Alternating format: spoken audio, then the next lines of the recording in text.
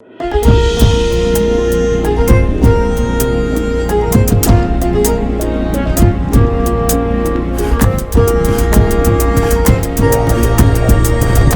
ቤተሰቦች ከፈታ ዴሊ ከበረ ሰላምታ ይድረሳችሁ።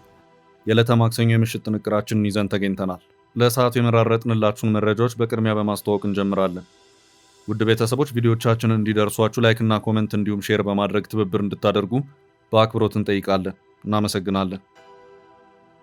ጠቅላይ ሚኒስትር አብይ አህመድ ከአዲስ አበባ የእምነት ተቋማት ቦምብና ክላሽ መለቀሙን ይፋ አድርገዋል።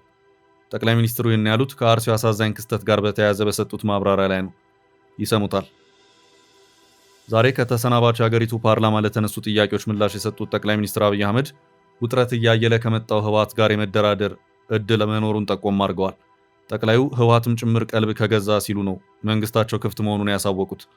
ምርጫውን በሰፊ ነጥብ ያሸነፈው ብልጽግና የምርጫ ድል ብሎ ድግስ እንደማይደግስም ጠቅላዩ በንግግራቸው አንስተዋል። በምርጫው ብልጽግና ሆነ ብሎ ስለለቀቃቸው የፓርላማ ወንበሮችም አንስተዋል። ከንግግራቸው ጨለፍ አድርገን ይዘናል። ኢሳያስ በባለስልጣኖቻቸው በኩል ብርቱ ትግል ሲያደርጉበት የነበረው ጉዳይ በመጨረሻም በትላንትናው ዕለት ፍጻሜውን አግኝቷል። በተባበሩት መንግስታት አማካይነት አንድ ውሳኔ ይፋ ሆኗል። ድምፅ ተሰጥቶበታል። ግብፅ ለኤርትራ ድጋፏን ሰጥታለች። የኤርትራ መንግስት መግለጫ እየተጠበቀ ነው። ጥንቅራችን ከያዛቸው ዕለታዊ መረጃዎች መካከል ነው። የትራምፕ የግድቡ ጣልቃ ገብነት ረፍዶበታል ሲል አንድ ተንታኝ አመለከተ። የግብፅና ኢትዮጵያ ጥል ከግድቡ ያለፈ በመሆኑ የትራምፕ አደራዳሪነት ሆነ ችግር ፈቺነት እንደማይሳካ አመልክቷል። ትንታኔውን የተመለከተ ዘገባ አክለናል። የአሜሪካው ፕሬዝዳንት ዶናልድ ትራምፕ ለኔቶ ጉባኤ አንካራ ገቡ። ለቱርክ የኤፍ-35 ጀቶችን ለመሸጥ ማቀዳቸውን አስታውቋል። አጠር ያለ መረጃ እናደርሳለን። እስከ ጥንቅራችን ፍጻሜ አብራችሁን ቆዩ። በመሃል ሲኤምሲ አፍሪካ ኮንቬንሽን ሴንተር ፊት ለፊት ዘመናዊ ኮምፓውንድ መኖሪያ መንደር ከድሪም ቢልደርስ ሪል ስቴት በ10% ቅድመ ክፍያ እስከ 50% የባንክ ብድር አመቻችተናል። ባለ 1 መኝታ በ73 ካሬ 720 ሺህ ብር ቅድመ ክፍያ፣ ባለ 2 መኝታ በ106 ካሬ 1 ሚሊዮን ብር ቅድመ ክፍያ፣ ባለ 3 መኝታ ከ136 ካሬ እስከ 192 ካሬ 1.3 ሚሊዮን ብር ቅድመ ክፍያ አዘጋጅተናል። በውስጡ ባለ 5 ኮከብ ሆቴል፣ መኪና ማቆሚያ፣ 4 ሊፍት፣ ስታንድ ባይ ጄኔሬተር፣ መዋኛ ገንዳ፣ የልጆች መጫወቻና 4000 ካሬ የዌልነስ ሴንተር አለው። 100% ለሚከፍሉ 30% ቅናሽ። አሁኑን ይደውሉ። ስልክ 0919134154 ድሪም ቢልደርስ ሪል ስቴት። ህልሞን እንገነባለን። ህወሓት መሲልካ ህወሓት ንምፍራስ ብዙሕ ነገር ይተሰሪሕ። ኢህአዴግ መሲልና ኢህአዴግ አፍሪስናዮ ይሉ ብዕለ አሚኑ እንዲ አብይ ከአዲስ አበባ ቦምብና ክላሽ ተለቅሟል። ጠቅላይ ሚኒስትር አብይ አህመድ በህዝብ ተወካዮች ምክር ቤት 5ኛ ዓመት 30ኛ መደበኛ ስብሰባ ላይ ተገኝተው ከምክር ቤቱ አባላት ለተነሱ የደህንነት ጥያቄዎች ምላሽ በሰጡበት ወቅት በቅርቡ በአርሲ የተከሰተውን አሳዛኝ ክስተት አስመልክቶ ማብራሪያ ሰጥተዋል። በዚሁ የአርሲ ግጭት የ11 ሰዎች ህይወት ማለፉን የገለጹት ጠቅላይ ሚኒስትሩ ከነዚህ ውስጥ 8ቱ የሀገሪቱ የጸጥታ አካላት መሆናቸውን ተናግረዋል። ፈጣን የህግ ማስከበር እርምጃ የተወሰደ ሲሆን 22 ተጠርጣሪዎች በቁጥጥር ስር ውለው ምርመራ እየተካሄደባቸው እንደሚገኝም አብይ ገልጸዋል። በተጨማሪም በግጭቱ ምክንያት ተፈናቅለው ከነበሩት ዜጎች መካከል ከ90 በመቶ በላይ የሚሆኑት በአሁኑ ወቅት ወደ ቀድሞ ቀያቸው መመለስ መቻላቸውን ጠቅላይ ሚኒስትሩ ለምክር ቤቱ አስረድተዋል። ከሃይማኖት ግጭቶች ጋር በተያያዘ ለተነሳው ጥያቄ ምላሽ የሰጡት ጠቅላይ ሚኒስትር አብይ የአርሲው ጥቃት ሃይማኖታዊ መልክ የሌለውና ይልቁንም ምርጫውን ለማደናቀፍ የታለመ የፖለቲካ ሴራ አካል መሆኑን አብራርተዋል። ምርጫውን ለማወክ ከፍተኛ ዝግጅት ሲያደርጉ የነበሩ ኃይሎች በአዲስ አበባና በምርጫ አካባቢዎች ጠንካራ የጸጥታ ጥበቃ ስለነበር ወደ አንድ ገጠራማ መንደር በመሄድ ጥቃቱን እንደፈጸሙት ጠቁመዋል። መንግስት ባደረገው የቅድመ መከላከል ስራ ከአዲስ አበባ የእምነት ተቋማት ሳይቀር ቦምብና ክላሽንኮቭ ጠመንጃዎች ሲለቀሙ እንደነበር በመግለጽም ጉዳዩ ከእምነት ይልቅ የጥፋት ኃይሎች የሽብር አጀንዳ መሆኑን አስገንዝበዋል። ጠቅላይ ሚኒስትሩ እንደገለጹት በቅርቡ በተጠና ጥናት መሰረት ከ50 በመቶ በላይ የእስልምና እምነት ተከታዮች ባሉባቸው ወረዳዎች ውስጥ ከ1000 በላይ ክርስቲያን አብያተ ክርስቲያናት መገንባታቸውን አንስተዋል። ግጭቱ ሃይማኖታዊ ቢሆን ኖሮ ከእነዚህ ሁሉ ወረዳዎች ውስጥ ለምን በጥቂት የተወሰኑ መንደሮች ብቻ ተከሰተ ሲሉ ጥያቄ ያቀረቡ ሲሆን ይህም የህዝቡን የዘመናት የመቻቻል እሴት የሚያሳይ መሆኑን ገልጸዋል። አብይ አዲስ አበባ ተቀምጠው ጫት እየቃሙ ያለምንም በቂ መረጃና ማስረጃ በማህበራዊ ሚዲያ ግጭት የሚያራግቡና ህዝብን የሚያጋጩ አካላት ካላቸው የጥፋት ድርጊት እንዲታቀቡና ጥንቃቄ እንዲያደርጉ ጠንካራ ማስጠንቀቂያ አስተላልፈዋል።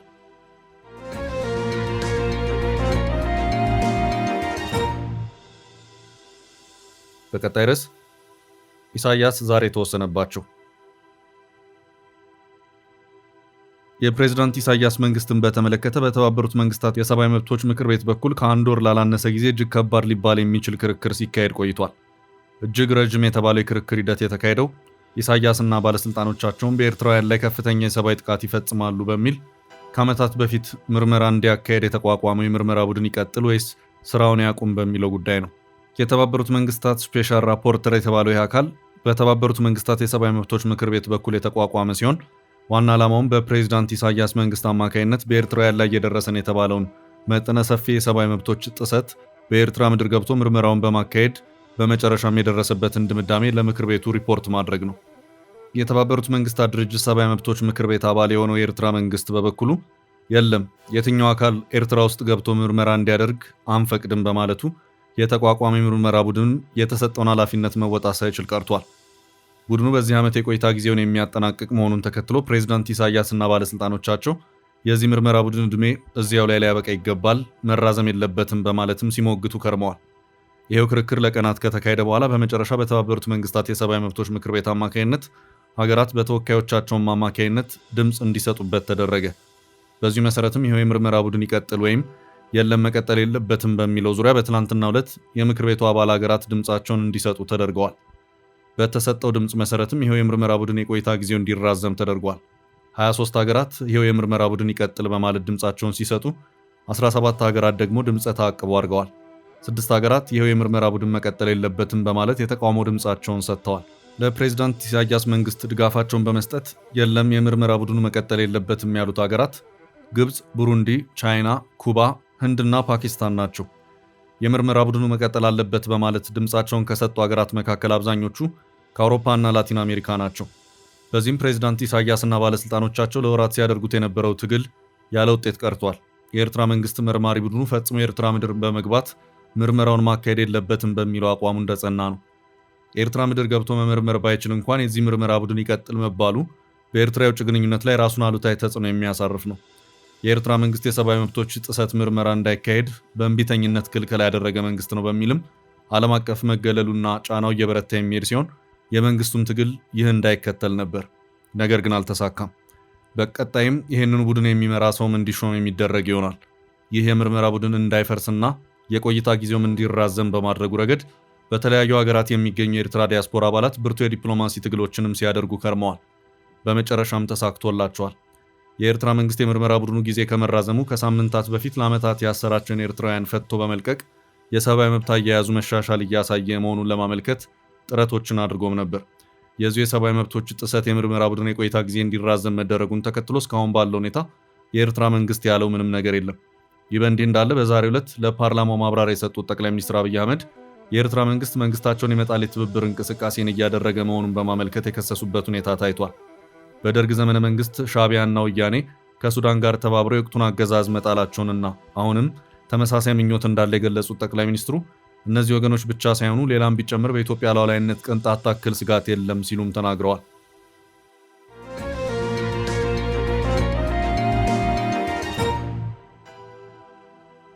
በቀጣይ መረጃ ከህወሓት ጋር ስለመደራደር ጠቅላዩ ህወሓትም ጭምር ቀልብ ከገዛ እንደራደራለን። ዛሬ ከተሰናባች ሀገሪቱ ፓርላማ ለተነሱ ጥያቄዎች ምላሽ የሰጡት ጠቅላይ ሚኒስትር አብይ አህመድ ውጥረት እያየለ ከመጣው ህወሓት ጋር የመደራደር እድል መኖሩን ጠቆም አድርገዋል። ጠቅላዩ ህወሓትም ጭምር ቀልብ ከገዛ ሲሉ ነው መንግስታቸው ክፍት መሆኑን ያሳወቁት። ጠቅላይ ሚኒስትሩ ለምክር ቤቱ አባላት በሰጡት ማብራሪያና ምላሽ ማጠቃለያ ላይ ህወሓትም ጭምር ቀልብ ከገዛ አእምሮ ከገዛ ለመነጋገር ሰላም ለማምጣት ጥረት ማድረግ ያስፈልጋል ሲሉ ተናግረዋል። አያይዘውም ከሰላም ውጭ ያለው ሁኔታ አይጠቅመንም በማለትም አክለዋል። በትግራይ ክልል ያለውን ውጥረት በተለያየ ንግግራቸው ክፍል ላይ የጠቀሱት ጠቅላይ ሚኒስትሩ በትግራይ ክልል ጦርነቱ እንዲነሳ ሰፊ ፍላጎት እንዳለ ገልጸው እና እምቢ ብለናል ብለዋል። እምቢ ያልነው ምክንያት ጦርነቱ ትርፍ የለውም ብለን ነው ሲሉ አክለዋል። ጠቅላይ ሚኒስትሩም መንግስታቸው ላይ ያነጣጠረው በትጥቅ አካላት በቅርቡ የተደረገው መተባበርና ጥምረት የሀገሪቱ ስጋት ስለመሆን አለመሆኑ ረገጥ አድርገው የተናገሩ ሲሆን እንኳን ሻዕቢያ፣ ወያኔና ሱዳን ሌላም ቢጨምር የኢትዮጵያ ሉዓላዊነት ቅንጣት ታክል ስጋት የለውም ሲሉ ተናግረዋል። ጠቅላዩ በሰሜን ኢትዮጵያ አካባቢ ያለው ሁኔታ ለሀገሪቱ አስጊ መሆኑን ነው የገለጹት። ከዚህ ቀደም ኢትዮጵያ አትፈርስም ሲሉ መናገራቸውን አስታውሰው አሁን ግን ኢትዮጵያ መፍረስ ቀርቶ ሌላውን ታነሳለች ሲሉ ተሰምተዋል። ጠቅላይ ይህንን ያሉት በትግራይ ክልል የግዳጅ ወታደራዊ ምልመላና አፈሳ እየተካሄደ መሆኑን ከክልሉ በርካታ መረጃዎች እየወጡ ባለበት ህወሓት ወታደራዊ ምልመላን አስገዳጅና ቅጣት የሚያክለው ህግ ማድረጉን ተከትሎ ነው። ጠቅላይ ሚኒስትሩ በትግራይ ላይ ያለው ቡድን የጦር ትንኮሳዎችን በየቀኑ እንደሚያደርግ ገልጸዋል። ጠቅላይ ሚኒስትሩ በየቀኑ በርካታ ውጊያ፣ ጦርነት ሊቀሰቅሱ የሚችሉ ትንኮሳዎች በትግራይ ውስጥ ባሉ ኃይሎች በየጊዜው ይፈጸማል ብለዋል። ጠቅላይ ሚኒስትሩም በዚህ ችግር ውስጥ የትግራይ ህዝብ የችግሩ ባለቤት ሳይሆን የችግሩ ገፈት ቀማሽ ተጎጂ መሆኑን ያስገነዘቡ ሲሆን በክልል ውስጥ ለህዝቡ አስቸጋሪ ሁኔታ መፈጠሩን በማንሳት የትግራይ ተወላጆች ከክልሉ ይልቅ በሌሎች የኢትዮጵያ ክፍሎች ውስጥ በሰላም ወጥቶ የመግባት እድል እንዳላቸው ገልጸዋል። የፌዴራል መንግስቱ በቅርብ ጊዜ ውስጥ ከትግራይ ክልል ጋር ያለውን ውጥረት በተመለከተ ይፋ አቋሙን ባያንጸባርቅም ዛሬ ጠቅላይ ሚኒስትሩ በፓርላማ ንግግራቸው ህወሓት ቀልብ ከገዛ ለመነጋገር ጥረት ማድረግ ያስፈልጋል ሲሉ ተናግረዋል። የህወሓት ምክትል የሆኑት ፈትለወርቅ ከሰሞኑ ህወሓት መንግስት ጋር ሊደራደር እንደሚችል፣ ድርድሩ ግን በውጭ በሶስተኛ ሀገር እንጂ አዲስ አበባ ላይ እንደማይሆን መናገራቸው እዚህ ይታወሳል። በተያያዘ መረጃ ጠቅላዩ በምርጫው ለመጣው ድል አንደግስም ሲሉ ተናግረዋል። ተመርጠናል፣ በቀጥታ ወደ ስራ መሄድ ብቻ ነው ብለዋል። ምርጫውን በአፍሪካ በኢትዮጵያ የምርጫ ታሪክ ልዩ ያደረገው ክስተት መኖሩን፣ የዴሞክራሲ ምርጫ ከኛ ወዲያ የሚሉ ሀገራት ጭምር አድርገውት ያልታየ ነገር ብልጽግና ማድረጉን ጠቁመዋል። ከ6 ወራት በፊት ፓርቲው በነበረው ውይይት ብልጽግና ከ85 በመቶ ባለፈ ወንበር እንደማይወዳደር መወሰኑንና 15 በመቶ መንግስት በሌለበት ተቃዋሚ ፓርቲዎች ብቻቸውን እንዲወዳደሩ መወሰኑን አንስተዋል። ይህንን የትም ያልታየ ሲሉ ነው የጠሩት። ተቃዋሚዎች በምርጫው መንግስት ድምፅ ነጠቀ፣ ተጭበረበረ በማይሉበት ሁኔታ ብቻቸውን እንዲወዳደሩ መድረኩን ክፍት ማድረጉን ገልጸዋል። ብልጽግና በምርጫው ለተቃዋሚዎች የ100% እድል መስጠቱን፣ እኛ ግን በ85 በመቶ እድል ወስደናል ብለዋል። ይህ ውሳኔ በፓርቲው ንግግር ውዝግብ ያስነሳና ያጨቃጨቀ እንደነበር ጠቅላዩ ጠቅሰዋል። ታዲያ ተቃዋሚዎቻችን ወደ ካቢኔ ያስገባ ፓርቲ አሁን በ15 በመቶ የፓርላማ ወንበር አልወዳደርም ሲል ይሄ ታይቶ እንደማይታወቅ በድፍን አፍሪካ እንደሌለ ነው ጠቅላዩ የገለጹት። የ15 በመቶ የፓርላማ ወንበር ክፍት የተደረገው ብልጽግና በላቀ ተሳትፎ ስለሚያምን መሆኑን አክለዋል። በዚህ ድል ብዙዎች መሳተፋቸውን፣ መግባት ሲገባቸው ያልገቡ ግን አሉ ሲሉም ተናግረዋል። ብልጽግና የህዝብ ይሁንታ በግልጽ በታየበት በዚህ ምርጫ ባገኘው ድል ድግስ እንደማይደግስም ጠቅላዩ ገልጸዋል። አሸንፎ መደገስ የለም ወደ ስራ ነው ብለዋል። ድግስ ማድረግና እንግዳ መጋበዝ ጋባዡንም ተጋባዡንም የሚያስጨንቅ ነው ብለዋል። ቡድናችንን አፍልተን ፈንዲሻችንን ቆልተን ብቻ ወደ ስራ እንገባለን ሲሉ ተሰምተዋል።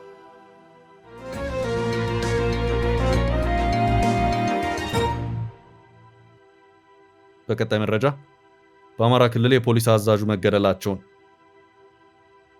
የፖሊስ አዛዡ ተገደሉ። በአማራ ክልል ማዕከላዊ ጎንደር ዞን ደንቢያ ወረዳ የቆላ ድባ ከተማ ፖሊስ ዋና አዛዥ ኢንስፔክተር ደስታው አማረ ግድያ የተፈጸመባቸው መሆኑ ታወቀ። ግድያ የተፈጸመው በስራ ባልደረባቸው አማካይነት መሆኑ ታውቋል። የዞኑን አስተዳደር ዋቢ ያደረገው ዋዜማ ባሰራጨው ዘገባ እንዳመለከተው ከሆነ ግድያውን የፈጸመው የከተማ ትራፊክ ፖሊስ ባልደረባ የሆነ ነው። ግድያውን የፈጸመው የትራፊክ ፖሊስ አባል የከተማዋን አሽከርካሪዎች በህገ ወጥ አሰራር ሲያማርር፣ ተገልጋዮችን ሲበድልና የግል ጥቅሙን ሲያሳድድ ተደርሶበት ከስራ ደረጃው ዝቅ እንዲል ተወስኖበት በዘመቻ ቅኝት ስራ ላይ ተመድቦ በመስራት ላይ እንደነበር የዞኑ አስተዳደር መግለጹንም ዘገባው አመላክቷል። ግለሰቡ ድርጊቱን የፈጸመው ከደረጃ ዝቅ ስለተደረገ በበቀል ስሜት በመነሳሳት መሆኑን የዞኑ አስተዳደር ጨምሮ መጥቀሱንም ዋዜማ አክሏል።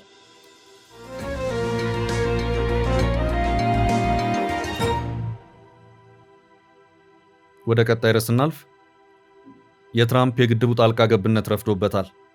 የግብፅና የኢትዮጵያ ትግል መልኩን ቀይሯል። አልመጃላ የተሰኘ የዜና ምንጭ ዛሬ ባወጣው ትንተና የግብፅና የኢትዮጵያ ጉዳይን አንስቶ በቅርቡ የአሜሪካው ፕሬዝዳንት ትራምፕ በግድቡ ጉዳይ በአደራዳሪነት ለመግባት ያቀረቡት ሐሳብ ያለፈበት ነው ሲል ዘግቧል። ትራምፕ የግብፅና የኢትዮጵያ ውዝግብ ከግድቡ ካለፈ ከረፈደ ነው የመጡት ብለዋል። አሁን ላይ በአዲስ አበባና ካይሮ መካከል ያለው ግጭት ሙሉ በሙሉ የተቀየረና ግጭቱ በግድቡ ላይ ብቻ የተመረኮዘ አይደለም ብለዋል። ታዲያ ትራምፕ በቡድን ሰባት ስብሰባ ላይ እንደገለጹት በጉዳዩ ገብተው ቢያደራድሩም የሁለቱ ሀገራት ከግድቡ የዘለለው ውዝግብን አይፈቱም ሲል ነው ያመለከተው። አሁን የኢትዮጵያ አቋም ከግድቡ ወደ ባህር አክሰስ መሻገሩን ያነሳው ተንታኙ ግብፅም ከአዲስ አበባ ጋር ያላት ችግር ከአባይ ወንዝ ተሻግሮ ስዌዝ ካናልን የሚመለከት ሆኖባታል ብለዋል። ኢትዮጵያ ግድቡን ያለ ግብፅና ሱዳን ስምምነት በተናጠል ሞልታ ማጠናቀቋን የገለጸው ተንታኝ በቀይ ባህር ተጽዕኖ ፈጣሪነት በኩል ግብፅ በአዲስ አበባ ላለመቀደም ብዙ ርቀት ተጉዛለች ብሏል። በቡድን ሰባት ስብሰባ ላይ ፕሬዚዳንት ዶናልድ ትራምፕ አባይ መሆኑ ከሚገባው በታች እያነሰ ባዶ እየሆነ ነው ሲሉ የግብፅን የውሃ ድርሻ ማነስ አቋም ደግፈው ነበር። ትራምፕ በዚህ ጉዳይ መልሰው እጃቸውን እንደሚያስገቡና ልንነጋገር እዚህ የመጣ ነው ለዛ ነው ሲሉ ከአልሲሲ ጋር ያደረጉትን የተናጠል ንግግር ገልጸው ነበር። ግብፅ አሁን ከግድቡ መጠናቀቅ መልስ በውሃ አለቃቀቅና በግድቡ አስተዳደር ላይ ድምፅ እንዲኖራት እንደምትሻ ተንታኙ ገልጾ ትራምፕ ይህንን መፍታት ቢችሉ እንኳን ከግድቡ የዘለለው የሁለቱ ሀገራት ፍትጊያን አይፈቱትም ሲል ትራምፕ ለካይሮና አዲስ አበባ መፍትሄ የመሆናቸው ነገር ላይ ጥርጣሬውን ገልጿል። የጠቅላይ ሚኒስትር አብይ አህመድ ፓርቲ የባህር አክሰስ ጉዳይን የምርጫው ቅስቀሳ አንዱ አካል ማድረጉን ያነሳው አልመጀላ ፓርቲው በምርጫው በአብላጫ ድምፅ ማሸነፉን ገልጾ የባህር አክሰስ አጀንዳ የፓርቲው አጠንክሮ በቀጣይ ስልጣን ዓመታቱ እንደሚገፋበት ግምቱን አስፍሯል።